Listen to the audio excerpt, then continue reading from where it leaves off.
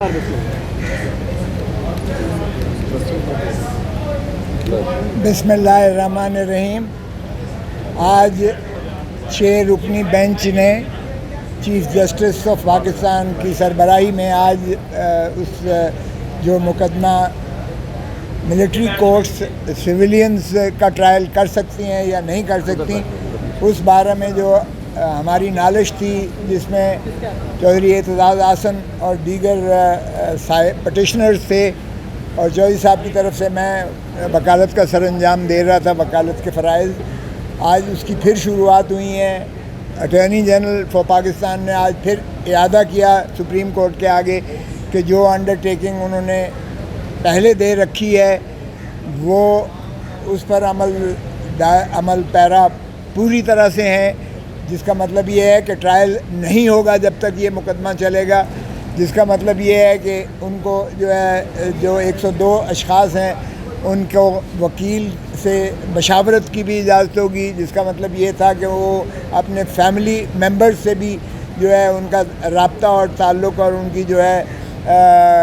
Connection, उनका बातचीत करवाई जाएगी और उनको जगह जो उनको महबूस जिस जगह रखा जा रहा है वो भी उनकी डिग्निटी के मुताबिक उसको मलहूज़ रखा जाएगा। आज उसका इरादा किया और चीफ जस्टिस साहब ने पूछा कि आपको ये किसकी हिदायत हैं, तो उन्होंने कहा टॉप आर्मी ब्रास से, टॉप आर्मी ब्रास उन्होंने कहा, अटमोस्ट यानी टॉप की। आज इस इरादे के बाद तो फिर ये तय हो गया कि एक किस्म का जिस तरह एक स्टे ऑर्डर होता है, आज ये प्रोसीडिंग्स मुअत्तल रहेंगी जिस वक्त इस चीज़ का फ़ैसला नहीं होता। ये हमारी पहले दिन से इस्तदा थी, अगरचे तहरीरी तौर पर तो इसमें को मुंदरज न किया गया, लेकिन जब अंडरटेकिंग आ जाती है लॉ ऑफिसर की, हाईएस्ट लॉ ऑफिसर की, मैं ख़ुद अटॉर्नी जनरल पाकिस्तान रहा हूँ और अटॉर्नी जनरल पाकिस्तान ऐसा बयान कभी नहीं दे सकता है जब तक कि उसको पूरी तरह से वो इंश्योर ना कर ले। इसलिए क्योंकि वो जवाबदेह होता है अदालत को भी, जहाँ वो वफाक का नुमाइंदा होता है वहाँ वो अदालत का भी प्रिंसिपल लॉ ऑफिसर की हैसियत से जवाबदेह होता है। आज ये तो तय हो गई कि अभी कोई प्रोसीडिंग उस वक्त तक इनके ख़िलाफ़ नहीं होगी जो 102 महबूसीन हैं मिलिट्री कोर्ट में, जब तक इसका फ़ैसला नहीं होता।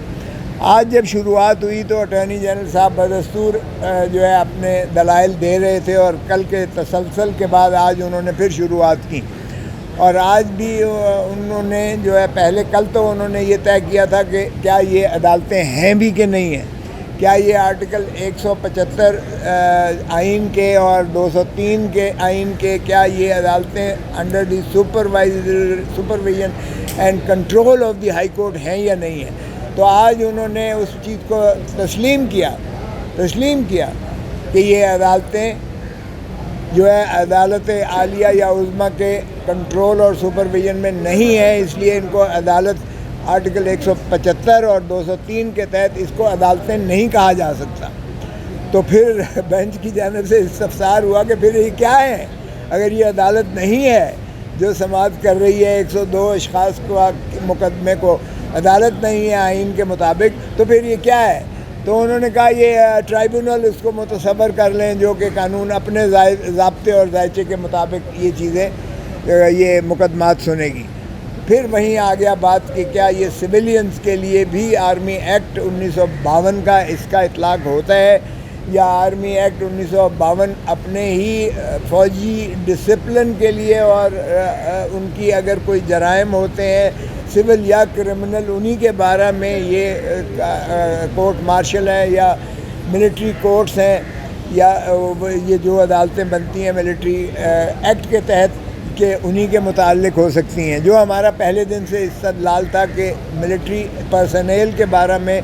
तो मिलिट्री एक्ट ही उनके डिसिप्लिन को भी और उनके जो जराइम होते हैं उनको भी उनका मुआख़ज़ा military courts under the military act ही करती हैं, लेकिन सिविलियंस को ट्राई नहीं किया जा सकता है। चूँकि हमने आर्मी एक्ट के सेक्शन 21D को चैलेंज किया हुआ था। 21D में सिविलियंस को जहाँ सीक्रेसी एक्ट की वायलेशन हो वहाँ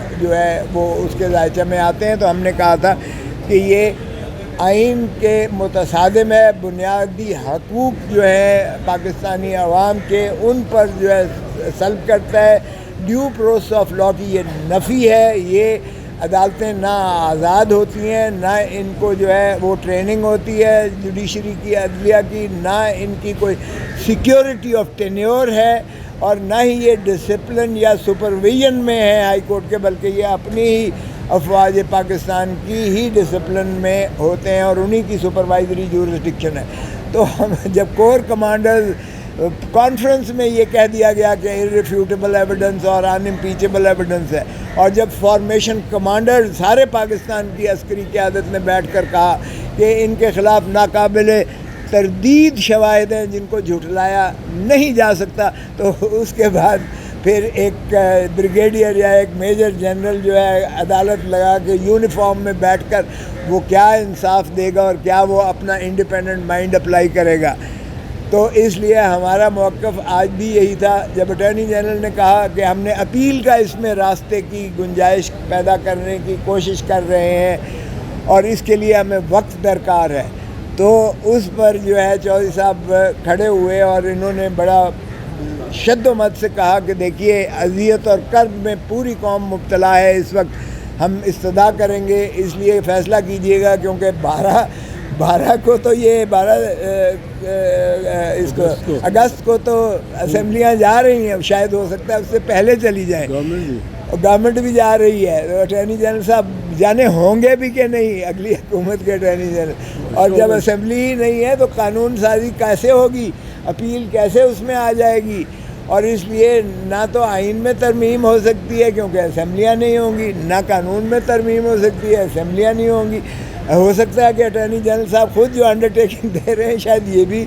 ہوتے ہیں یا نہیں ہوتے ہیں، تو اس لیے چودھری صاحب نے استدعا کی کہ جناب اس کو یکسو کیجیے گا۔ میں نے بھی عرض کیا کہ جی اپیل سے کوئی بات نہیں بنتی ہے صرف، کیونکہ فوجداری میں قانون فوجداری کا انصاف، فوجداری کے انصاف میں شروعات ہوتی ہے رپورٹ ابتدائی سے، اور اس کے بعد تفتیشی عمل ہوتا ہے۔ ہمیں یہ نہیں پتہ ہے کہ اٹھا کے لے گئے ہیں، تفتیش کون کر رہا ہے، کیا ہو رہی ہے تفتیش، کس قسم کی جو ہے شواہد، کیونکہ کسی کو ملنے کی اجازت نہیں ہوتی ہے، کچھ نہیں ہوتا ہے، اور جس طرح سے آپ کو پتہ ہی ہے سیکریٹولی ہر چیز جو ہے رکھی جاتی ہے، اس لیے وہ ڈیو پروسیس آف لا شفافیت وہاں نہیں ہے۔ سغرا بی بی کے کیس میں سپریم کورٹ کی لارجر بینچ نے کہا کہ صرف عدالتوں کا کام انصاف کرنا نہیں ہے، اچھا سچائی کی حد تک پہنچنا صرف عدالتوں کا کام نہیں ہے، حقیقت تک پہنچنا صرف عدالت کا کام نہیں ہے، بلکہ تفتیش سے شروع ہوتی ہے، اور تفتیش میں مدعی بھی اندر ہو سکتا ہے، اگر مدعی نے جھوٹی ایف آئی آر درج کروائی ہے تو اس کو بھی اندر کیا جا سکتا ہے۔ اس لیے تفتیش میں بڑا لازم ہے کہ اس میں انصاف اور تہ تک پہنچنا چاہیے۔ ایک تو عمل یہ تھا کہ تفتیش جو ہے اگر خود انہوں نے کرنی ہے آرمی ایکٹ کے تحت تو پھر وہ قابل قبول نہیں ہے، آئین سے ماورا ہے۔ پھر اگر جو ہے عدالت جب ٹرائل ہونا ہے تو ٹرائل میں بھی نہ تو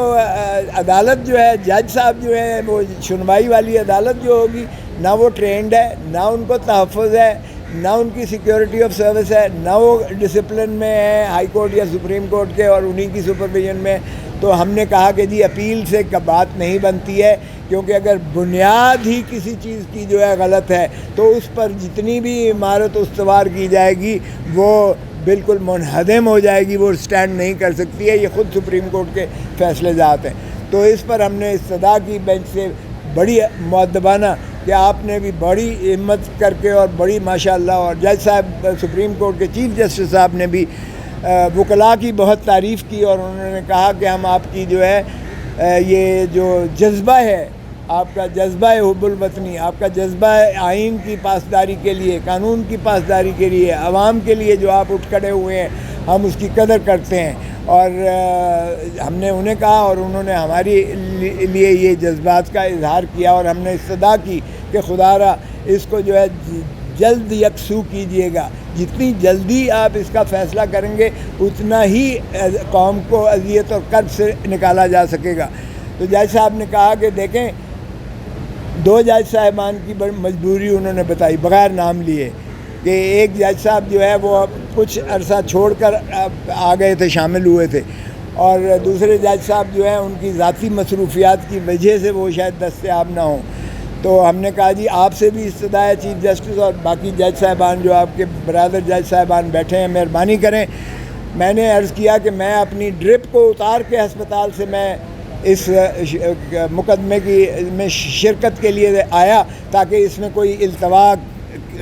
نہ بنے، اور اس لیے ہم سب قربانی دے رہے ہیں، اور مہربانی کر کے آپ بھی یہ قربانی دیجیے گا عظیم تر مملکت خداداد پاکستان کے لیے تاکہ ہم اس مقدمے کو یکسو کر سکیں.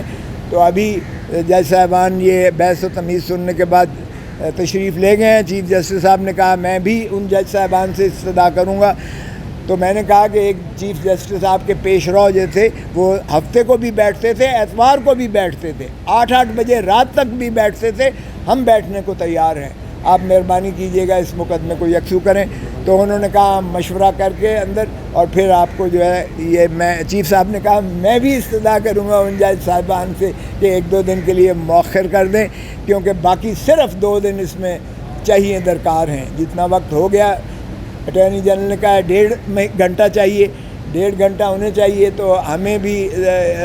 اس سے زیادہ نہیں چاہیے. سو اس کا مطلب ہے 2 دن کی زیادہ سے زیادہ ہے، اور اس کے بعد عدالت اس کو محفوظ کرے فیصلہ یا سنا دے، یہ ان کی ثوابدید ہے. بہت مہربانی. یہ میں ایک بات کر دوں، وہ یہ ہے کہ آج جو جس طرح کھوسا صاحب نے بتایا، پر میں اس کو ذرا انڈر لائن کرنا چاہتا ہوں. یہ کارروائی ملٹری کورٹس کی آج رک گئی ہے. عدالت نے یہ پہلے خود فرمایا، چیف جسٹس صاحب نے اٹارنی جنرل سے پوچھا کہ ٹرائل تو نہیں ہو رہے، اور اٹارنی جنرل نے جو ایشورنس دی ہے، جو یقین دہانی کرائی ہے کہ کوئی ٹرائل نہیں شروع ہوگا، وہ انہوں نے کرائی ہے کس کی جانب سے؟ آرمی چیف کی جانب سے. اب یہ آرمی چیف نے بیان دیا ہے سپریم کورٹ میں کہ ٹرائل ان کے جو ہوں گے وہ ان میں کارروائی مزید نہیں ہوگی. یہ میں جو 102 خاندان ہیں جہاں تشویش ہے، جہاں ایک بڑی بے چینی ہے، ان کے پیارے ان کا ٹرائل ہو جائے اور سزائیں ہو جائیں تو پھر عدالت بھی کہتی ہے جی پاسٹ اینڈ کلوز ٹرانزیکشن ہو گیا، اب ہم کچھ نہیں کر سکتے. یہ ہم نے روک دیا ہے، اور یہ سردار لطیف خان کھوسا صاحب نے اس میں باقاعدہ ایک وکٹری ہے ان کی، اور میں تو ممنون ہوں ان کا. پر 102 جو خاندان ہیں جن کے واسطے بنیادی طور پہ ہم ایک پبلک انٹرسٹ کی لیٹیگیشن کے طور پہ یہ کر رہے ہیں اور نکلے ہوئے ہیں. راجہ سلمان صاحب چلے گئے، وہ بھی ہیں اس میں. ہمارے ساتھ شعیب شاہین صاحب، یہ بڑے انہوں نے بھی محنت کی ہے اور کرتے ہیں، اور بڑے ہم ان کے بھی ممنون ہیں. پر آج ایک یہ لگے گی شاید چھوٹی سی، پر یہ جو پروسیس عدلیہ کا ہوتا ہے، جس دن ایک سٹے ہو جائے نا، جس پارٹی کو مل جائے اس کا ہاتھ اوپر آ جاتا ہے. اعتراض صاحب یہ بتائیے گا کہ یہ جو توشہ خانہ کیس میں